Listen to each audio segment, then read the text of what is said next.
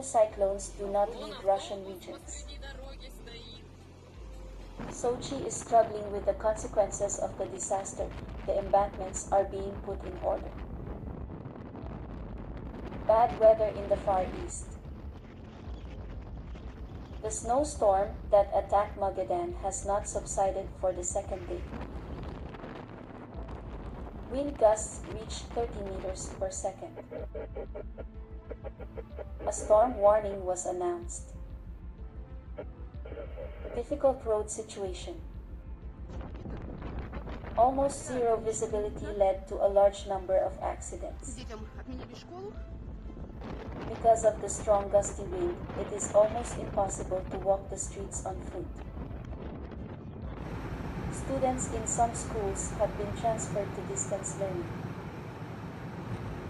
Specialized services have been instructed to provide transport links within the region and to clear roads. More than 80 pieces of equipment are involved in road cleaning. Forecasters predict that this weather will last 2 more days.